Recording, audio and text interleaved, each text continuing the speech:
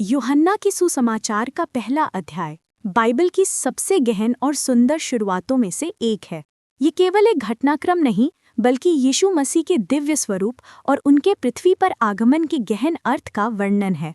आदि का रहस्य, शब्द जो परमेश्वर है, 1 से 18। इसकी शुरुआत समय के आरंभ से पहले के क्षण से होती है। यूहन्ना यीशु को शब्द यानी कि यूनानी में लोगोस कहकर पुकारते हैं, जो केवल एक शब्द नहीं बल्कि परमेश्वर की सार्वभौमिक अभिव्यक्ति है। वे बताते हैं, आदि में शब्द था और शब्द परमेश्वर के साथ था और शब्द स्वयं परमेश्वर था। ये शब्द सभी चीज़ों का स्रोत है। उसी के द्वारा सब कुछ अस्तित्व में आया और उसके बिना कुछ भी नहीं बना। इस शब्द में जीवन था और वे मानव जाति का प्रकाश था, जो अंधकार में यानी कि पाप और बुराई में चमक रहा था और अंधकार ने उसे कभी नहीं समझा। यूहन्ना बपतिस्मा देने वाले का परिचय एक ऐसे व्यक्ति के रूप में कराया गया है जिसे इस प्रकाश की गवाही देने के लिए भेजा गया था। वे स्वयं प्रकाश नहीं था बल्कि प्रकाश के बारे में बताने के लिए आया था।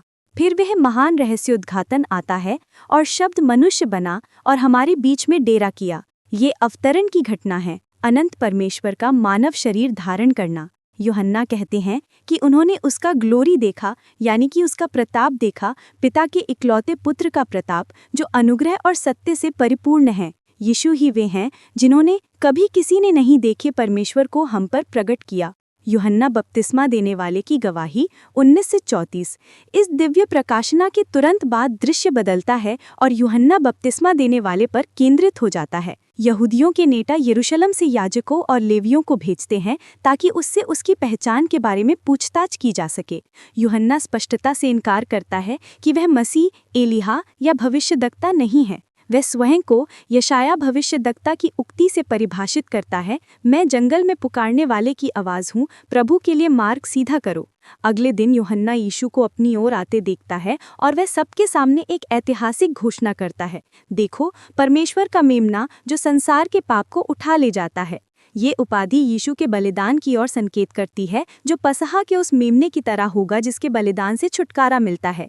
यूहन्ना अपनी गवाही देता है कि उसने पवित्र आत्मा को कबूतर के रूप में आकर यीशु पर उतरते और रहते देखा था और यही वह चिन्ह था जिसके द्वारा परमेश्वर ने उसे मसीह की पहचान करनी थी। वह दृढ़ता से कहता है, मैंने देखा है और गवाही देता हूँ कि यह परमेश्वर का चुना हुआ है। पहले चेलों का बुलाया जाना 35 से 51। यूहन्ना की इस गवाही का तत्काल प्रभाव होता है। अगले दिन जब यीशु वहां से जा रहा होता है, यूहन्ना फिर से उसे देखकर कहता है, परमेश्वर का मेमना को देखो। इस बार यूहन्ना के अपने 2 शिष्य यह सुनकर यीशु का अनुसरण करने लगते हैं। जब यीशु मुड़कर उनसे पूछते हैं, तुम क्या चाहते हो, तो वे उत्तर देते हैं, रब्बी यानी कि शिक्षक, तुम कहाँ ठहरे हो। यीशु उन्हें एक साधारण सा निमंत्रण देते हैं, आकर देखो। उनमें से एक शिष्य अंद्रियास पहले कार्यों में से एक यह करता है कि वह अपने भाई शमून पतरस के पास जाता है और उसे बताता है, हमने मसीह को पा लिया है। वह उसे यीशु के पास ले आता है। यीशु शमून को देखते ही उसकी पहचान जान लेते हैं और उसे नया नाम देते हैं, केफास यानी कि आरामी भाषा में पत्थर। फिर यीशु स्वयं गलील में फिलिप्पुस से मिलते हैं और उससे सीधे कहते हैं, मेरे पीछे चलो। फिलिप्पुस बदले में अपने मित्र नथनेल के पास जाता है और उसे बताता है कि उन्होंने वही पाया है जिसके विषय में मूसा ने व्यवस्था में और भविष्यद्वक्ताओं ने लिखा है। जब नथनेल संदेह करता है, नाजरत से कोई अच्छी चीज आ सकती है, फिलिप्पुस भी उसी निमंत्रण के साथ जवाब देता है, आकर देखो। जैसे ही नथनेल आता है, यीशु उसके चरित्र की पहचान एक सच्चे इस्राएली के रूप में करते हैं। नथनेल आश्चर्यचकित होकर पूछता है, तुम मुझे कैसे जानते हो। यीशु उत्तर देते हैं कि उन्होंने उसे पहले ही अंजीर के पेड़ के नीचे देख लिया था। यह अलौकिक ज्ञान नथनेल के लिए पर्याप्त है और वे विश्वास से भरकर घोषणा करता है, रब्बी तुम परमेश्वर के पुत्र हो, तुम इस्राएल के राजा हो। यीशु उससे कहते हैं कि वह इससे भी बड़े काम देखेगा और स्वर्ग को खुला हुआ देखकर परमेश्वर के दूतों को मनुष्य के पुत्र यानी कि यीशु के लिए प्रिय संबोधन पर ऊपर और नीचे उतरते हुए देखेगा। इसके साथ ही यीशु के सार्वजनिक जीवन और उनके चेलों के साथ उनके संबंधों की नींव पड़ती है।